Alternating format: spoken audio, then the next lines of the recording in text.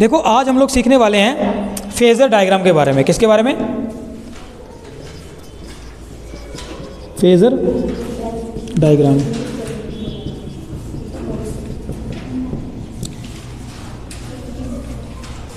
तो सबसे पहले हम लोग सीखेंगे कि फेजर डायग्राम कैसे बनाई जाती है, होती क्या है, क्यों इसकी ज़रूरत पड़ी, ये सब कुछ देखेंगे।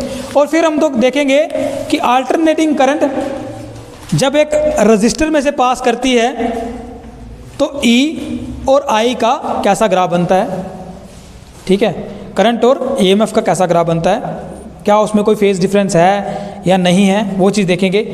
यही अल्टरनेटिंग करंट जब प्योर इंडक्टर में से पास करती है, हमारे सर्किट में सिर्फ एक इंडक्टर लगा हुआ है, तब उस समय क्या हो रहा है, जो हमारे पास EMF है, E है या वोल्टेज है, और जो करंट है, क्या वो एक साथ चल रही हैं कि उनमें कोई फेज़ लैग है, कोई यहाँ EMF कहीं लैग बिहाइंड हो रही है, या करंट लीड कर रही है, कौन इसमें से लीड कर रहा है, इकट्ठे क्यों नहीं चल पा रहे हैं, ये चीज़ देखेंगे। इवन के कैपेसिटर का केस भी हम डिस्कस करेंगे कि अगर हमारे पास एक AC सर्किट हो और उस AC सर्किट में अगर कैपेसिटर लगा हो तो हम लोग देखेंगे कि उस केस में करंट जो है ना वो लीड करती है, मतलब करंट आगे चलती है, EMF पीछे पीछे होती है। ऐसा क्यों होता है, पूरा रीज़न देखेंगे। और फेजर डायग्राम इन कॉन्सेप्ट्स को सीखने में कैसे आपकी हेल्प करती हैं, उस चीज़ को हम लोग समझेंगे, ठीक है, क्लियर है। तो देखिए सबसे पहले समझते हैं कि फेजर डायग्राम की क्यों ज़रूरत पड़ी, इसके बिना हमारा काम क्यों नहीं चल रहा था, और ये कैसे चीज़ों को आसान बना देती है, उस चीज़ पे बात करेंगे। तो देखो सबसे पहले मान लो कि आपके पास इस तरह से एक रजिस्टर है, उस रजिस्टर को हम लोग ने कनेक्ट किया है एक EMF सोर्स से, ठीक है, और ये कैसी EMF है, अल्टरनेटिंग EMF है, ठीक है, बैटरी नहीं लगाई है बल्कि एक अल्टरनेटिंग सोर्स लगाया हुआ यहाँ पे, ठीक है। तो इसमें EMF जो है, यहाँ बोल सकते वोल्टेज जो है वो किसके बराबर है, E=E0 sin ωt, क्योंकि तुमको पता है हम लोगों ने फाइंड किया हुआ है कि जो अल्टरनेटिंग करंट है या अल्टरनेटिंग EMF है उसकी रिलेशन क्या होती है, E=E0 sin ωt।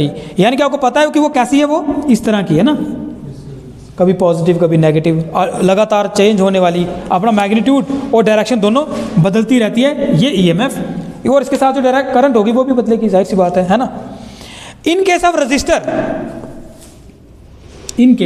Register, suppose करो आपके पास एक प्योर रजिस्टर है, आप लोगों ने इसको एक AC सर्किट में यूज़ किया हुआ है, और इस तरह से उस AC सर्किट में जो EMF है, जो वोल्टेज है, वो कितनी है, E=E0 sin ωt है। अब हमें पता है ओम्स लॉ कहता है कि जो V है ना वो डायरेक्टली प्रोपोर्शनल है I के, सही है।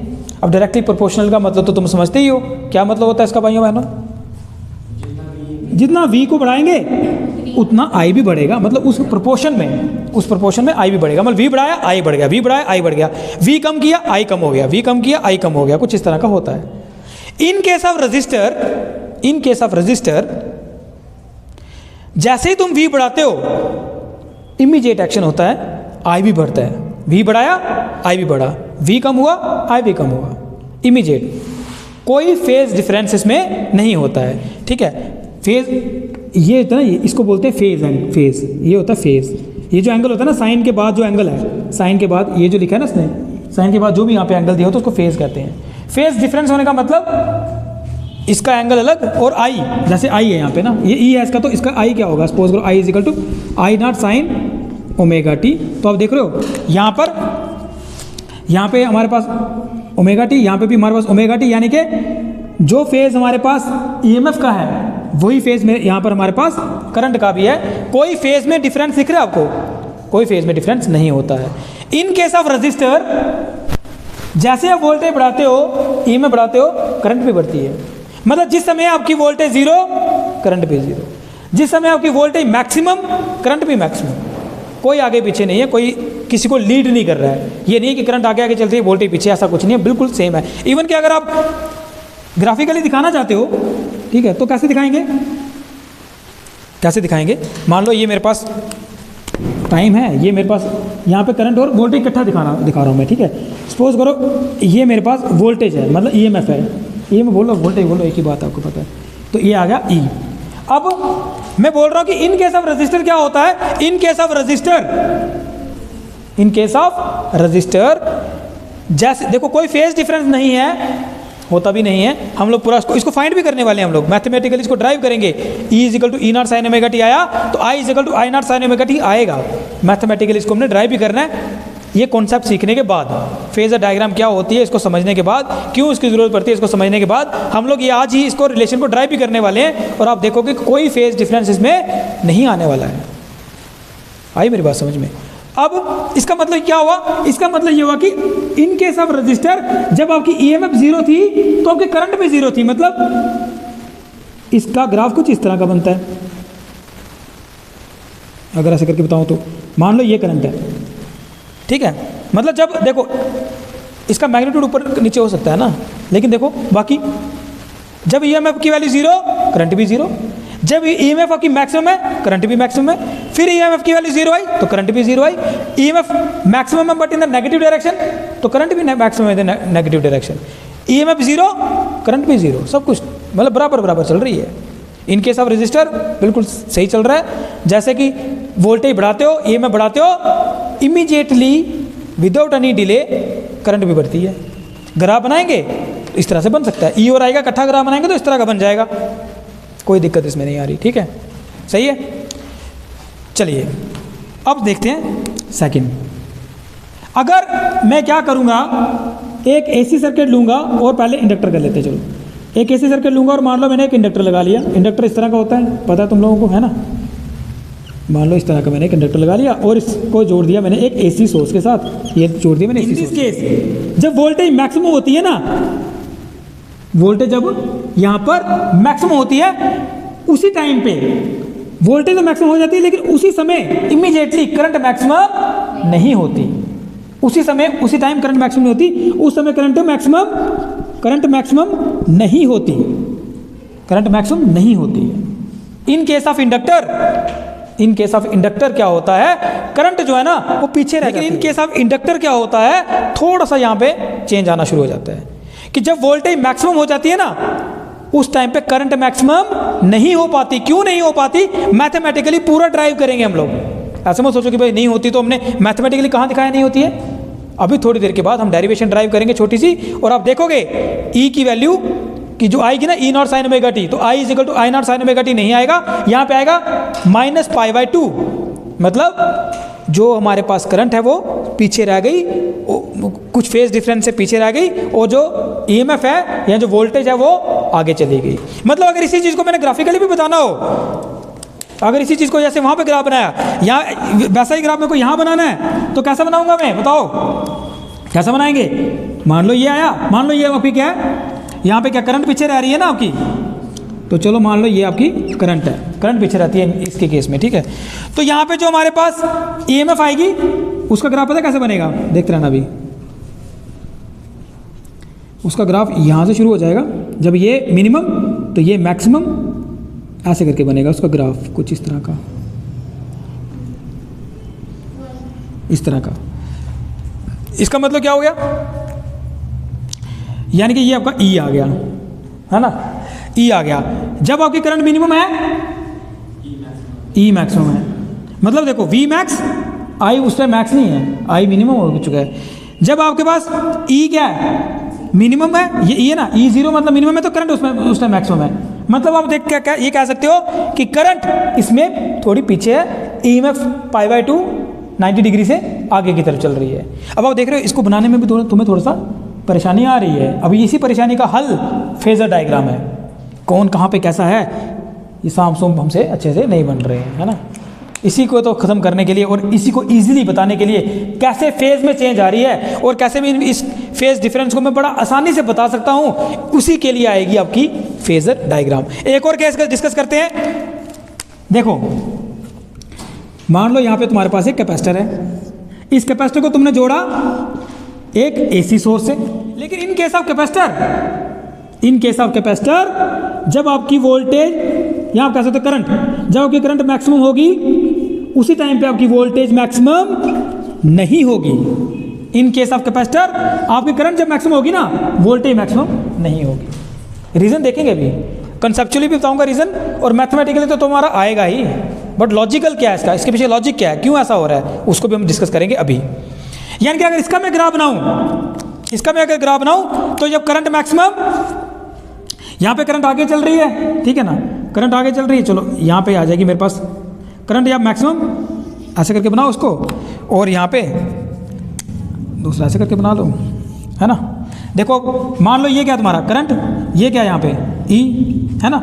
जब आपकी ईएमएफ जीरो, करंट मैक्सिमम, मतलब अभी ईएमएफ जीरो ही है, करंट आगे चली हुई है, करंट आगे चल रही है। करंट क्या कर रही है यहाँ पे, करंट यहाँ पे लीड कर रही है। In case of capacitor current क्या कर रही है, करंट लीड कर रही है। इन केस ऑफ इंडक्टर क्या लीड कर रही है, वोल्टेज लीड कर रही है, आगे की तरफ चल रही है। कैसे लीड कर रही है, किस फेज एंगल से लीड कर रही है, π/2 फेज एंगल से लीड कर रही है। समझो इस चीज़ को पहले, ठीक है। अब समझते हैं कि इसके केस में ऐसा क्यों हो रहा है, क्यों वोल्टेज लीड कर रही है। इसके केस में लॉजिकली ऐसा क्यों हो रहा है कि करंट लीड कर रही है। मैथमेटिकली तो हम ड्राइव करने वाले हैं, मैथमेटिकली तुम्हारे पास अभी आंसर आएगा थोड़ी देर में, और बड़ा इजीली है, कोई बड़ा मुश्किल नहीं है, बड़ा आसान सा है, ठीक है। इसको एक बार फिर से देखते हैं कि अगर आप एक रेजिस्टर लगाओगे एक एसी सोर्स के साथ, तो तुम्हारे को V और I के बीच में तुम रिलेशन देखोगे और ग्राफ बनाओगे तो तुम देखोगे V और I डायरेक्टली प्रोपोर्शनल है, और जब V बदलोगे तो I भी बदलेगा। जब V मैक्सिमम है तो करंट भी मैक्सिमम है, जब V मिनिमम है तो करंट भी मिनिमम है। कोई फेज डिफरेंस नहीं, कोई परेशानी नहीं, ठीक है। E और I बिल्कुल सेम चल रहे हैं। लेकिन जब आप एक इंडक्टर लगाते हो तब आप देखते हो इस केस में जब V मैक्स है ना, जब V मैक्सिमम पहुंच गया तब करंट अभी मिनिमम में होती है, ठीक है। तो इसका मतलब यहाँ पे वोल्टेज क्या कर रही है, वोल्टेज लीड कर रही है, वोल्टेज आगे चल रही है, और करंट बेचारी पीछे से उसके पीछे से दौड़ रही है, ठीक है। इसके केस में तो इसका ग्राफ कुछ इस तरह का बनेगा, जो आपको शायद बनाने में थोड़ा सा परेशानी लग रही होगी, है ना। इन केस ऑफ कैपेसिटर में भी क्या होता है, कैपेसिटर में करंट आगे चल रही होती है, वोल्टेज अभी पीछे, करंट मैक्सिमम पहुंच गई होती है, वोल्टेज भी जीरो ही है। जब करंट मिनिमम है, वोल्टेज मैक्सिमम है। तो इसका मतलब यहाँ पे भी कुछ गड़बड़ है, ग्राफ बनाओगे तो कुछ इस तरह का बनेगा, ठीक है। तो अब पहले ये समझ लेते हैं कि क्यों यहाँ वोल्टेज लीड क्यों कर रही है, लॉजिक क्या है इसका, मैथमेटिकली देखेंगे, और अभी भी देखेंगे कि फेजर डायग्राम अभी क्यों आएगी, क्या उसका काम है, उसको देखेंगे। बट पहले ये समझ लो लॉजिकली कि क्यों यहाँ पे वोल्टेज लीड कर रही है, क्यों लीड कर रही है, क्या कारण है इसका लीड करने का। अश्विनी जी क्या कारण हो सकता है इसको लीड करने का, कोई प्रतिक्रिया नहीं है सर, कोई प्रतिक्रिया नहीं है। और कोई मित्रों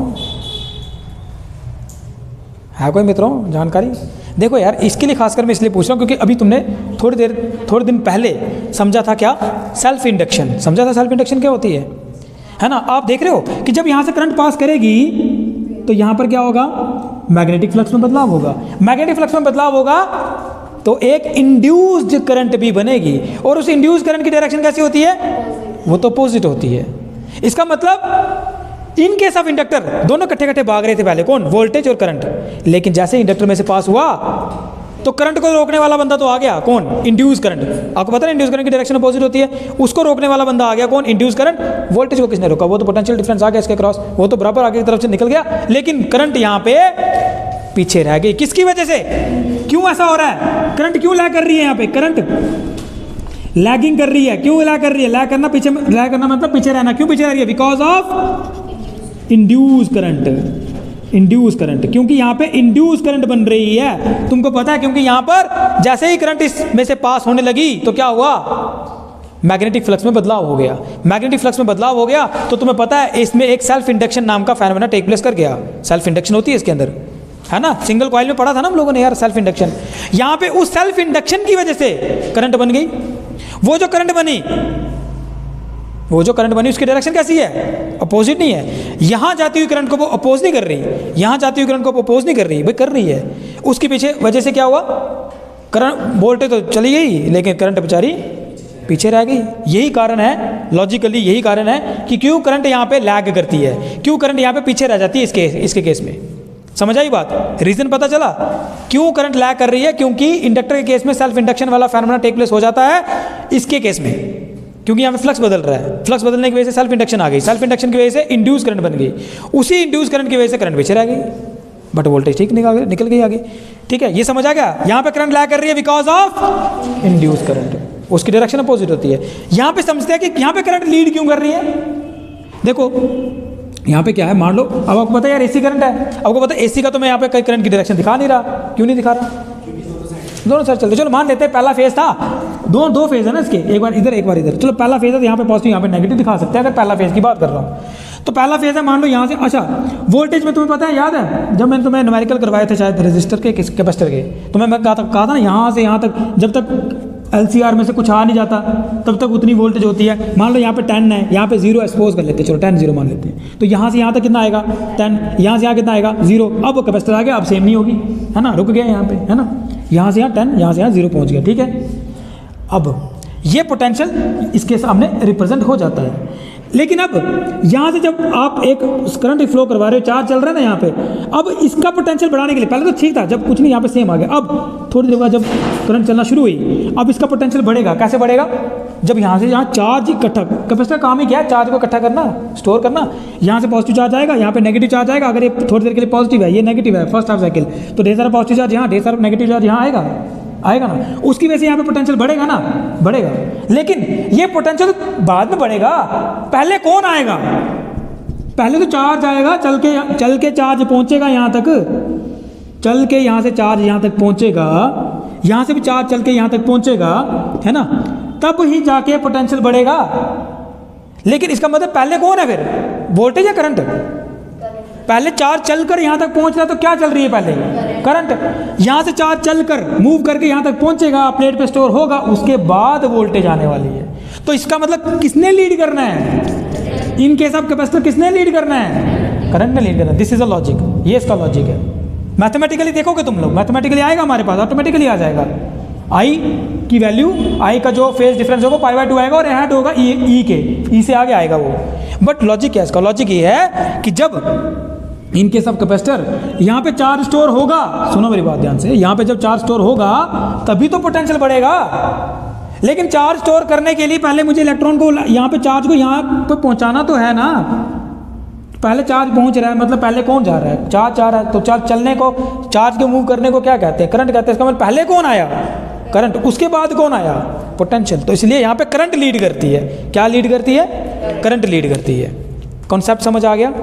ये कॉन्सेप्ट है, समझ आ गया? क्लियर है? यहाँ पे सब कुछ सही था, यहाँ पे क्यों चेंज आया, क्यों करंट पीछे रह गई, यहाँ पे क्यों करंट आगे निकल गई। क्लियर हो गया कॉन्सेप्ट? सही है।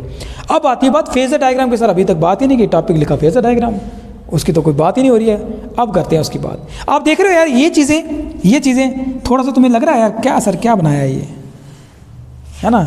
ये देखो इकट्ठे बनाने हो तो कितना मुश्किल सा लग रहा है। कौन आगे कौन पीछे, इधर से समझना थोड़ा सा मुश्किल लग रहा है कि ठीक है सर π/2 ये 0, फिर तुम्हें सोचना पड़ रहा है यार यहाँ पे क्या है, यहाँ पे कौन आगे है, यहाँ पे कौन पीछे, कौन आगे। इन डायग्रामों से ये बताना कि कौन लैग कर रहा है, कौन लीड कर रहा है, थोड़ा सा मुश्किल लग रहा है हम लोगों को।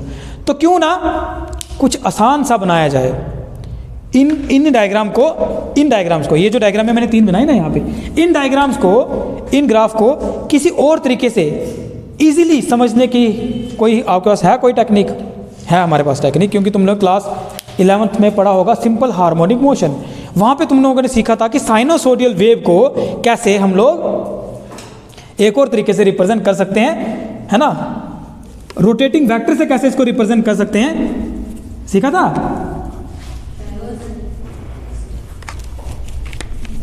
नहीं सीखा था? देखो वो नाम तो पढ़ा, लेकिन अब देखो यहाँ पे कितना काम है उसका।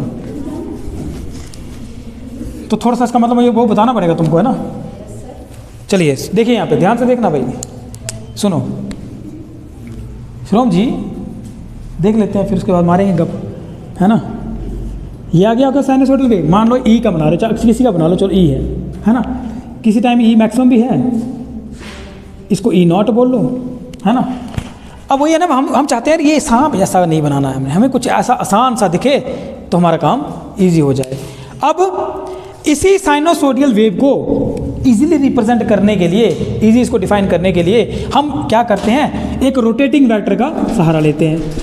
रोटेटिंग वेक्टर, ये जो रोटेटिंग वेक्टर है ना, ये जो रोटेटिंग वेक्टर है, ये जो हम यूज़ कर रहे हैं क्या करने के लिए, एक साइनोसोडियल क्वांटिटी को रिप्रेजेंट करने के लिए, साइनोसोडियल क्वांटिटी को रिप्रेजेंट करने के लिए इस रोटेटिंग वेक्टर को, ये जो रोटेटिंग वेक्टर है जो किसके लिए यूज़ कर रहे हैं हम लोग, साइनोसोडियल क्वांटिटी को रिप्रेजेंट करने के लिए, ये जो रोटेटिंग वेक्टर है इसी को बोला जाता है फेजर।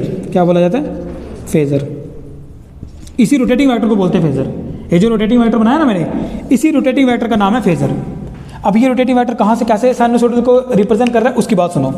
देखो ये बनाया मैंने एक सर्कल, ठीक है, कैसे ये वो मोशन और ये मोशन एक ही ऐसा है, कैसा कैसे अभी देखते हैं, ठीक है। ये देखो, अच्छा यहाँ पे ना ये जो है ये ई नॉट, इस ई नॉट को लेते हैं, ठीक है, ई नॉट को ले लो, कहीं ले लो, चलो यहाँ ले लो ई नॉट को, ये ई नॉट है, ठीक है। अब देखना आपको क्या करना है यार, आपको तो एक्चुअली इसने इस ई को देखना है वेरी करके, किस एंगल पे ई कितना है। अब चाहे वो ऐसे ऐसे करके देखो, चाहे ऐसे ऐसे करके देखो, दोनों चीज़ें सेम आनी है, कैसे आनी देखते रहना। यहाँ पे एंगल कितना 0 डिग्री है ना, यहाँ पे एंगल कितना π/2, फिर यहाँ पे कितना आया पाई, फिर यहाँ पे कितना आया 3π/2, यहाँ पे कितना आया 2π, है ना, यही है ना।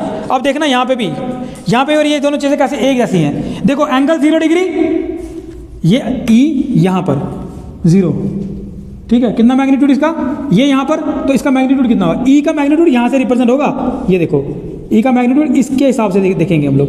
जब ई यहाँ पे है तो इसका मैग्नीट्यूड कितना आया, जब ई यहाँ पर है तो मैग्नीट्यूड कितना आ रहा है अलॉन्ग द वाई एक्सिस, कितना आ रहा है 0 आ रहा है, तो यहाँ पे भी ई 0 डिग्री पे 0 ही है, ठीक है, इसका मतलब सही चल रहा है। अच्छा ई जब यहाँ से चल के यहाँ पहुँचा, एंगल कितना कवर कर लिया इसने 90 डिग्री, ई की वैल्यू क्या आ जाएगी, देखो यहाँ से चल के यहाँ पूरा ही आ जाएगा, मैक्सिमम नहीं आ जाएगा यहाँ तक ही, तो देखो 90 डिग्री पे ई मैक्सिमम नहीं है। अच्छा फिर ढूंढो उसको, अब ई पाई पे यानी कि 180 डिग्री पे, ये घुमाया 180 डिग्री, यहाँ से यहाँ 180 डिग्री पहुँच गया, यहाँ पे अब बताओ कितना मैग्नीट्यूड है ई का, फिर से 0 नहीं आ गया, ये देखो फिर से 0 नहीं आ गया। अब घुमाओ उसको 270 डिग्री पे, ये घुमाया 270 डिग्री पे, क्या आया, फिर से मैक्सिमम नहीं आएगा, लेकिन कैसे अपोजिट नहीं आया, पहले इधर था तो अब नीचे, यही बात है, पहले इधर था तो अब नीचे, फिर नहीं आया नेगेटिव मैक्सिमम। अब घुमाओ उसको वापस 2π पे 360 डिग्री, तो तुमने 2π पे घुमाया, फिर से 0 नहीं आ गया, तो आ गया ना 0। यानी कि एक साइनोसॉइडल वेव को हम लोग एक रोटेटिंग वेक्टर से रिप्रेजेंट कर सकते हैं। एक साइनोसॉइडल वेव को हम लोग क्या कर सकते हैं भाइयों बहनों, रोटेटिंग वेक्टर से रिप्रेजेंट कर सकते हैं। इसी रोटेटिंग वेक्टर का नाम है फेजर, और इस फेजर से तुमने बनाई डायग्राम, तो क्या बनी ये फेजर डायग्राम, समझ आया। इस साइनोसॉइडल वेव को हम लोग एक रोटेटिंग वेक्टर से बहुत इजीली एक्सप्लेन कर सकते हैं और बना सकते हैं। इसी रोटेटिंग वेक्टर को हम लोग बोलते हैं फेजर। तो ये जो डायग्राम बनती है इसको बोलते हैं फेजर डायग्राम। क्या बोलते हैं, फेजर डायग्राम। क्या बोलते हैं, फेजर डायग्राम। इसमें ये ना ये जो एंगल बन रहा है ये इसको बोलते हैं ओमेगा टी। ये वही एंगल है जैसे करके नहीं लिखते थे हम लोग, E = E0 sin omega T. इसमें ये जो ओमेगा टी है ना, ये वो एंगल है, ये फेज है, इसको बोलते हैं फेज। क्या बोलते हैं, फेज। और यहाँ पे यही वो फेज है ओमेगा टी। इसको बदलो, इस ओमेगा टी को यहाँ रखो तो ओमेगा टी की वैल्यू कितनी बनी, 90 डिग्री बन गई। डालो यहाँ पे 90 डिग्री वैल्यू, क्या आंसर आता है, E0 मैक्सिमम वैल्यू। इसी की वैल्यू जब यहाँ पहुँचा दिया, अब ओमेगा टी कितना हो गया, ढूंढो। ओमेगा टी यहाँ से यहाँ कितना हो गया, 180 डिग्री। साइन 180 डिग्री कितना होता है, 0। देखो E0 की वैल्यू क्या आती है, अलॉन्ग वाई एक्सिस 0 आती है, आ रही है ना। ऐसे घुमा लो इसको। तो ऐसे रिप्रेजेंट करने के बजाय क्यों ना इसको ऐसे रिप्रेजेंट किया जाए, वैसे रिप्रेजेंट करने के बजाय, साइनोसॉइडल वेव की जैसे रिप्रेजेंट करने के बजाय ऐसे रिप्रेजेंट करना ज़्यादा बेटर नहीं है ना। सामने दिखता है एंगल कितना है, सब कुछ दिखना है, सब कुछ दिख रहा है, एंगल वैंगल वहाँ पे नहीं ना दिखता आराम से, है ना। एक चीज़ और, ये और आसान हमें तब लगने लगता है, देखो ये और आसान हमें तब लगने लगता है जब हमें ऐसे करके रिप्रेजेंट करने पढ़नी लगती है चीज़ें। क्या हो गया ये और आसान तब हमें लगेगा जब हम इस तरह की चीज़ों को एक्सप्लेन करेंगे। ये देखना, ये मैक्सिमम, अब ये पहुंच गया मिनिमम, तो जब ये मिनिमम तो ये मैक्सिमम, ऐसे करके। अब देखो मान लो ये ई है, ये आई है, दोनों ग्राफ मैंने इकट्ठे ड्रा कर लिए। अब यहाँ पे देखो चीज़ें समझना थोड़ा सा तुम्हें मुश्किल लग रहा होगा ना, कौन आगे कौन पीछे कोई पता नहीं चल रहा। लेकिन अगर इसी चीज़ को ना, इसी को अगर मैं फेजर डायग्राम से दिखाऊंगा तो तुम देखना कितना ईजी लगेगा तुम लोगों को। ऐसे करके इतना अच्छा नहीं लग रहा ना। अब देखो तुम्हें अच्छा लगाएंगे हम, ये देखो। अब देखो, जब देखो सुनो, ई मिनिमम है कब, 0 डिग्री पे, तो रखो ई को, ये इसका मतलब ई मिनिमम है, ये है ई आपका 0 डिग्री पे, सही है। और आई तब क्या था, जब ई मिनिमम था तो आई क्या था, मैक्सिमम था, तो रखो आई को यहाँ पे, ये आ गया आपका आई मैक्सिमम। कितना फेज एंगल बन रहा है, क्या कितना आगे है वो, सामने दिखता है π/2 आगे चल रहा है। जब ई यहाँ पहुँच जाएगा तो आई यहाँ पहुँच जाएगा, जब ई यहाँ पहुँच जाएगा तो आई यहाँ पहुँच जाएगा। तो इससे आपको कितना इजीली पता चल रहा है ना, कि ई और आई कैसे आई ई से आगे है 90 डिग्री, है ना। ई यहाँ पे, आई यहाँ पे, देखो ना यार, ई यहाँ पे, आई यहाँ पे। जब आई यहाँ पे, ई यहाँ पे पहुँचेगा, आई यहाँ पे, है ना। जब ये यहाँ पहुँचेगा, यहाँ पहुँच जाएगा। तो जैसे ई आगे बढ़ेगा, ये आगे बढ़ जाएगा। तो ऐसे बताने की बजाय क्या तुमको ये वाला मेथड ईजी नहीं लग रहा? लग रहा है ना। ये जो सांप जैसा बनाना है उसे 100 गुना बेहतर आप इसको ऐसे करके बताओ। इसे बोला जाता है फेजर डायग्राम। फेजर डायग्राम से चीज़ें समझना बहुत इजी हो जाती हैं, क्योंकि इंडक्टर और कैपेसिटर के टाइम पे ई और आई सेम नहीं होंगे, कोई आगे होगा कोई पीछे होगा। उसकी वजह से हमको लगातार एक ही टाइम पे दोनों चीज़ों को समझने की ज़रूरत पड़ने वाली है, दोनों चीज़ों को इकट्ठा लेके चलने की ज़रूरत पड़ने वाली है। तो अगर ऐसा करना है तो ऐसे रिप्रेजेंट करने की बजाय फेजर डायग्राम से रिप्रेजेंट करना हमारे लिए ज़्यादा बेटर है। इस डायग्राम को बोला जाता है फेजर डायग्राम। समझ आया? कैपेसिटर के केस में क्या होगा? ये वाली डायग्राम बनेगी, ई पीछे होगा, आई आगे होगा। इंडक्टर के केस में क्या होगा? आई यहाँ होगा, ई यहाँ होगा, आई पीछे, ई आगे होगा। ये ना, ये इंडक्टर का केस हो जाएगा, इंडक्टर। कैपेसिटर में क्या होगा? आई इधर, ई इधर, है ना। ऐसे करने की बजाय ऐसा इजीली समझ आ रहा है ना कि नहीं आ रहा है? तो ये होती है आपकी फेजर डायग्राम। क्या होती है ये? Phasor diagram. करेक्ट है। मतलब आप चाहे ऐसे बताओ चीज़ों को, चाहे ऐसे बताओ, चाहे साइनसोइडल को ऐसे करके बताओ, चाहे आप उस रोटेटिंग वेक्टर से बताओ। ये रोटेटिंग वेक्टर है ये वाला, इसी रोटेटिंग वेक्टर का ही नाम फेजर है और इसकी डायग्राम को फेजर डायग्राम कहते हैं, है ना। यानी कि फेजर डायग्राम क्या होती है? एक हिसाब से फेजर डायग्राम, एक हिसाब से हम लोग क्या कर रहे हैं इस डायग्राम में, हम लोग सेम फ्रीक्वेंसी की अल्टरनेटिंग करंट और अल्टरनेटिंग ईएमएफ को एक ही डायग्राम में अच्छे से बता पा रहे हैं। ई और आई को अच्छे से बता पा रहे हैं एक फेजर डायग्राम में, है ना। कितना फेज डिफरेंस है इजीली बता पा रहे हैं। फेज डिफरेंस समझ रहे हो ना, कितना एंगल का डिफरेंस है इन दोनों के बीच में, इजीली बता पा रहे हैं, कोई परेशानी नहीं आ रही है। ये होती है तुम्हारी फेजर डायग्राम। क्लियर है? अब समझते हैं, लिख लिए ये, ठीक है। अब समझते हैं कि सिर्फ बड़ा इजी है। अब जो आगे वाला हमारे पास टॉपिक आने वाला है 5 मिनट में आपका खत्म हो जाएगा। हम देखेंगे कि सिर्फ रजिस्टर में से जब करंट पास करते हैं तो ई और आई की वैल्यू कैसे सेम रहती है, मतलब फेज एंगल, फेज डिफरेंस कैसे नहीं आएगा उसमें, दोनों का फेज सेम आएगा। इंडक्टर के टाइम पे क्या होगा? करंट पीछे हो जाएगी, इंडक्टर आगे जाएगा, तो कैसे आएगा वो देखेंगे अभी थोड़ी देर में।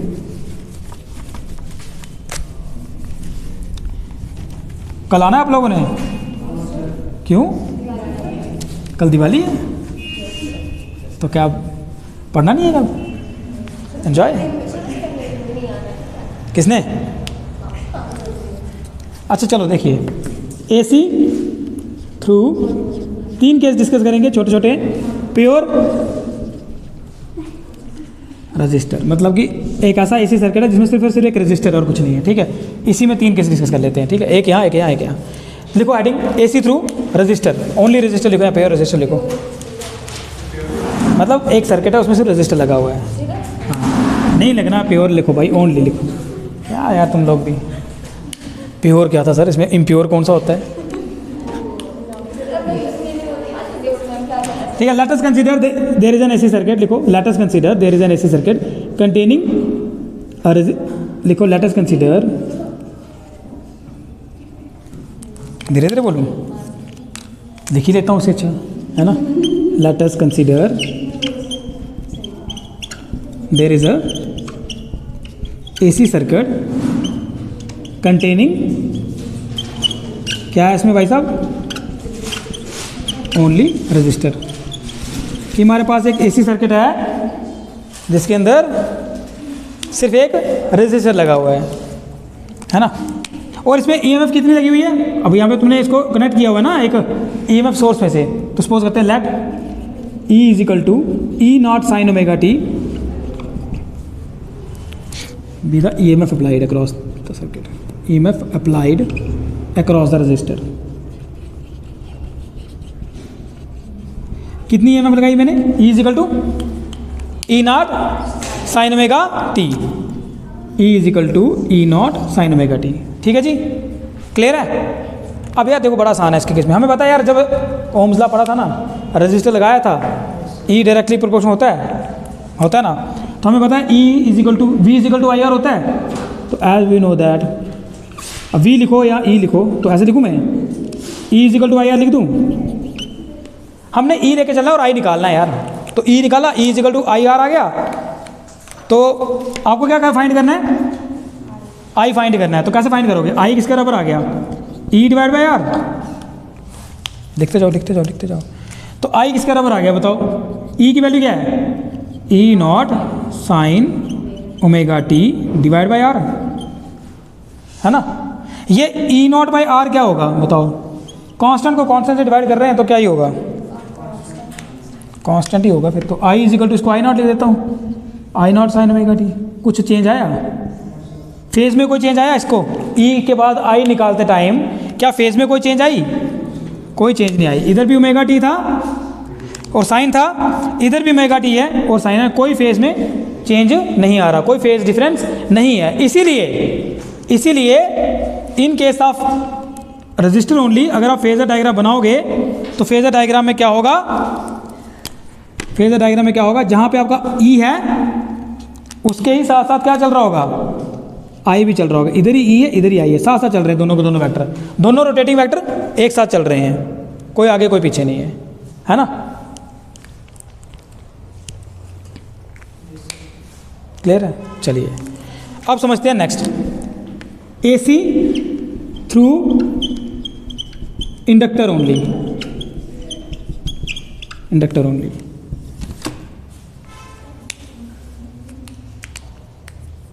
करें, ये लिख लिया, लिख लिया। चलिए इसमें क्या करेंगे, वही सपोज करो तुम्हारे पास एक इंडक्टर है, उसको तुमने क्या जोड़ा है, एक एसी सोर्स के साथ जोड़ दिया हुआ है। लिखो जैसे मैंने लिखा वहां पे, let us consider there is an AC circuit, let us consider there is an AC circuit containing inductor, containing inductor. Suppose करो मेरे पास एक एसी सर्किट है जिसमें क्या है, एक इंडक्टर है, ठीक है।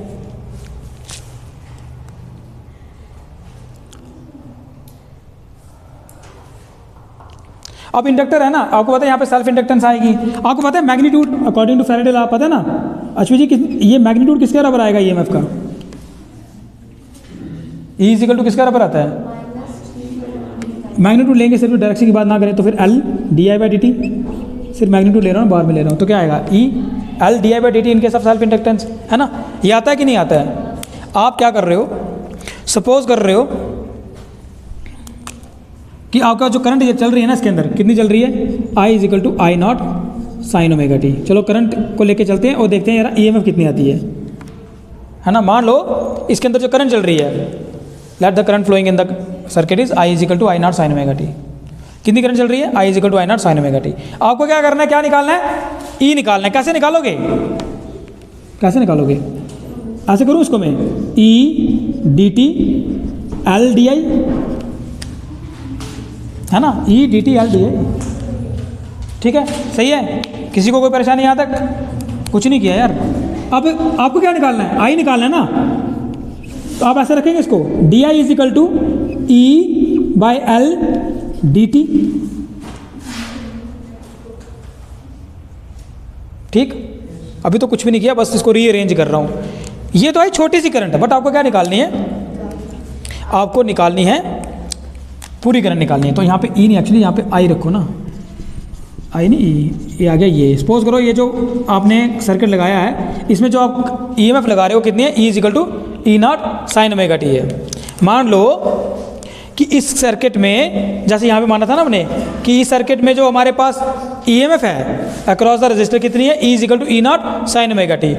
बिल्कुल उसी तरह से ये जो मेरे पास एक सर्किट है जिसमें सिर्फ इंडक्टर लगा हुआ है, इसके अक्रॉस कितना पोटेंशियल है, कितनी ईएमएफ है, E is equal to E not sine omega t. अगर ये मान ले तो यहाँ से आप क्या करोगे, इसकी वैल्यू सब्स्टिट्यूट करो, ई की वैल्यू सब्स्टिट्यूट करो, क्या आएगा, तो यहाँ पे आएगा D I is equal to, E की वैल्यू क्या है, E not sine omega T D T divide by L, ठीक है। ये तो आगे छोटी सी करंट, आपको क्या निकालना है, पूरी करंट निकालते हैं, ज़रा कितनी आती है, कैसे निकालेंगे पूरी करंट, इंटीग्रेशन करके, तो कर लो इसको इंटीग्रेट, इंटीग्रेट बोथ साइड, तो क्या है integration D I integration E not by L sine omega T D T, सही है, कोई परेशानी। पक्की बात है।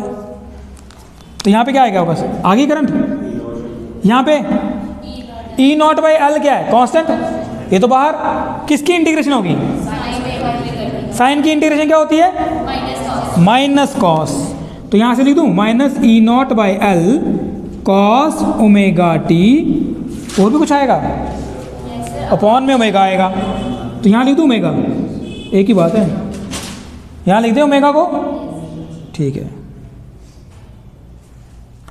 ठीक है, यहाँ तक क्लियर है। थोड़ी जगह कम पड़ गई, यहाँ तक ठीक है ना। अच्छा यार ये बताओ ई नॉट कांस्टेंट है, ओमेगा कांस्टेंट है, फ्रीक्वेंसी एक ही है, ले रहे हैं 2 पाई न्यू आएगा ना ओमेगा की वैल्यू, तो न्यू क्या फ्रीक्वेंसी, तो फ्रीक्वेंसी थोड़ी बदल रहे हैं आप एसी करंट की, वो सेम रख रहे हैं। एल क्या है, एल तो होता ही कांस्टेंट, ये तो सेल्फ इंडक्टेंस का कांस्टेंट है, ये सब कुछ कांस्टेंट है ना आपका। अच्छा इससे पहले एक चीज़ और बताता हूँ, ये ओमेगा इंटू एल पता है क्या चीज़ है, इस ओमेगा इंटू एल को बोलते हैं इम्पीडेंस, क्या बोलते हैं इम्पीडेंस बोलते हैं, किसकी इम्पीडेंस बोलते हैं इंडक्टर की। इम्पीडेंस क्या होती है, देखो जैसे रजिस्टर की रेजिस्टेंस होती है ना, रजिस्टर क्या करता है करंट को फ्लो करवाने में ऑब्स्ट्रक्शन करता है ना, उसको क्या बोलते हैं रेजिस्टेंस बोलते हैं, मतलब obstruction to the flow of current. इसी तरह से ये जो इंडक्टर है ना, इंडक्टर में से जो करंट पास कर रहे हो तो इसको भी ऑब्स्ट्रक्शन फील करो, ये भी ऑब्स्ट्रक्शन ला रहा है, करंट को अपने से फ्लो नहीं करने दे रहा है। इसकी रेजिस्टेंस को, मतलब रेजिस्टेंस क्योंकि तुम्हें बहुत अच्छे से पता चल जाता है इसलिए बोल रहा हूँ, ऑब्स्ट्रक्शन मतलब रेजिस्टेंस। ये जो इंडक्टर ऑब्स्ट्रक्शन दे रहा है ना, करंट को फ्लो नहीं करने दे रहा है, रजिस्टर इंडक्टर की जो रेजिस्टेंस है, मतलब ऐसे बोल सकते हो, या इस इंडक्टर की जो ऑब्स्ट्रक्शन है उसको बोलते हैं इम्पीडेंस। ये जो है ना ये ओमेगा इंटू एल, इसको बोलते हैं इम्पीडेंस, क्या बोलते हैं इम्पीडेंस किसकी, of inductor, impedance of inductor, मतलब एक तरह की ऑब्स्ट्रक्शन है जो, ठीक है। तो मुझे बताओ खुद सोचो, ये रेजिस्टेंस है, मतलब एक तरह की इम्पीडेंस मतलब रेजिस्टेंस यार, मतलब किसकी, लेकिन इंडक्टर की। अगर सिंपल वे में समझना हो, what is impedance, it is a kind of resistance. What is impedance, it is a kind of resistance of inductor. Clear. अब मुझे बताओ ये रेजिस्टेंस, ये कौन है ईएमएफ और आर को तुम डिवाइड कर रहे हो, वी और आर को डिवाइड कर रहे हो तो क्या मिलेगा भाई, करंट ही मिलेगा, आई मिलेगा, है ना। अब तो इसकी वैल्यू क्या लिख सकते हो आप लोग, यहाँ लिख दूँ, कहाँ लिखूँ, यहाँ लिखूँ, यहाँ लिख देते हैं ना, क्या आएगा यहाँ पे बताओ, I is equal to I not लिख दूँ फिर इसकी जगह पे, E not divide by omega की जगह पे। क्लियर है, ई मतलब पोटेंशियल, ये क्या आएगा resistance in case of inductor, तो ये आई आ गया, आई नॉट, यहाँ पे क्या आया फिर कॉस आया, लेकिन नेगेटिव भी है ना, माइनस भी है साथ साथ में, माइनस भी है, कॉस ओमेगा टी, यहाँ पे माइनस भी है साथ साथ में, यहाँ पर माइनस भी है ना, सही है। अच्छा आपने शुरू किया था काम साइन ओमेगा टी से, आंसर आ रहा है कॉस ओमेगा टी में, क्यों ना यार इसको भी साइन में ही बदला जाए एक जैसी वेव रखने के लिए। तो कैसे बदलेंगे इसको मैथ वालों, क्या इसको मैं ऐसे लिखूँ sign omega T minus pi by 2, सही बात है ना, sine pi by 2 omega T minus pi by 2 लिखूंगा तो किसके बराबर आएगा, माइनस ओमेगा टी के बराबर आ जाएगा। तो इससे हमें ये पता चलेगा कि in case of inductor current क्या है, पाई बाई 2 पीछे रह रही है, पाई बाई 2 पीछे रह रही है, लैग कर रही है, पाई बाई 2 पीछे रह रही है मतलब लैग कर रही है, ये पीछे रह रही है। मैं इसको फेजर डायग्राम से बताऊं तो आप इसको ऐसे दिखा सकते हो, ये देखो इसका क्या लिखा है, E is equal to E naught omega T लिखा है ना, तो मान लो ये आपका ई है, ये आपका ई है, किसके बराबर ई नॉट साइन ओमेगा टी। यहाँ पे ये जो ओमेगा टी है ये कौन है, ये वो ओमेगा टी है ना, ये क्या चीज़ है भाई, फेज, यही मैंने कहा था ये फेज होता है। अब जो आई आया वो कितना आया, omega T minus pi by 2 है ना, तो आई कहाँ, कहीं यहाँ होगा, ये 90 डिग्री इधर, अलग पेन से दिखाते हैं इसको, पीछे चल रहा है ना ये करंट, यहाँ पे पीछे चल रही है, यहाँ पे आएगी करंट, ये कितना है आई इजिकल टू कितना आया, I not sine omega T minus pi by 2 है ना, ये देखो ये आएगा यहाँ पे, यहाँ से यहाँ तक पाई बाई 2, तो इसका जो फेज आएगा वो किसके बराबर आएगा, एंटी क्लॉकवाइज घुमाते हैं ना उसको, ओमेगा पाई बाई, ये देखो omega T minus pi by 2, ठीक है। क्लियर। नेक्स्ट करते हैं डिस्कस एसी थ्रू कैपेसिटर, लिखो AC through capacitor, Q by C, Q is equal to E C, Q की वैल्यू क्या आ गई, ई की वैल्यू यहाँ डाली, E not C sine omega T, I is equal to क्या होता है D Q by D T, यहाँ पे क्यू की वैल्यू ये डाल दी, तो फिर सीधा सीधा चल रहा है। चलिए अब देखिए यहाँ पे, तो यहाँ पर देखो ये जो मेरे पास आया, इसको मैं ऐसे लिखूँ, in case of sine wave की फॉर्म में बनाना हो, sign omega T plus pi by 2, क्योंकि यहाँ पे नेगेटिव साइन नहीं है ना, पिछले में नेगेटिव साइन था इसलिए बीच में माइनस आया था, यहाँ पे नेगेटिव साइन नहीं है तो क्या आया, पॉजिटिव आ गया। बंद हो गई है, चल रही है ना, फिर ठीक है। अब देखो आया कोई फेज डिफरेंस, फेज डिफरेंस आया, देखो आया यार, यहाँ पे क्या ओमेगा टी, यहाँ पे क्या है omega T plus pi by 2, तो मतलब करंट आगे चल रही है, चला देते हैं इसको, है ना। अगर मेरे पास ये ई है तो फिर, अगर मेरे पास ये ई है तो आई कहाँ पे होगा, आई यहाँ पर होगा, ये ओमेगा टी, ये आया आपका पाई बाई 2, है ना, तो omega T plus pi by 2, आई कहाँ पे है, देखो यार आई कहाँ पे है, omega T plus pi by 2, तो फेज डिफरेंस ये है इसका, है ना। क्या हो गया,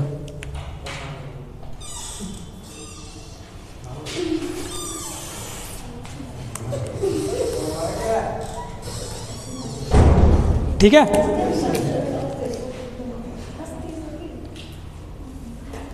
क्या हो गया, डन। तो यहाँ पर आप याद रखना, यहाँ पर हम एक कैपेसिटर लेके चल रहे हैं, इसके क्रॉस जो ईएमएफ लगी है कितनी मान ली हम लोगों ने, E is equal to E not sine omega T, हमें पता है V is equal to Q by C होता है, ठीक है। इनके साथ कैपेसिटर वी लिखो, ई लिखो, एक ही बात है, E is equal to Q by C आ गया, डी क्यू मत लिखना, ठीक है, फिर क्योंकि दो डी क्यू हो जाएंगे ना यहाँ पे। तो E is equal to Q by C, तो क्यू किसके बराबर आ गया, ई इंटू सी, ई की वैल्यू क्या आई, ई नॉट साइन ओमेगा टी, सी इसके साथ मल्टीप्लाई में है, करंट किसके बराबर होती है, D Q by D T होती है। तो यहाँ पे करंट की वैल्यू निकालने के लिए हमने क्या किया, E D by D T Q की वैल्यू डाल दी, सिंपल डिफ्रेंशिएट किया, आंसर ये आ गया, फाइनली हमारा भाई आ गया, ठीक है, क्लियर है। तो ये आपके 3 डेरिवेशनें हमने एक साथ ख़त्म कर दी। क्या करना है कल, नहीं शाम को तो छुट्टी होनी है, तो चलो आज का लेक्चर इतना ही, कल फिर मिलेंगे आपसे इसी समय से, तब तक के लिए नमस्कार। अब बात करते हैं आपसे।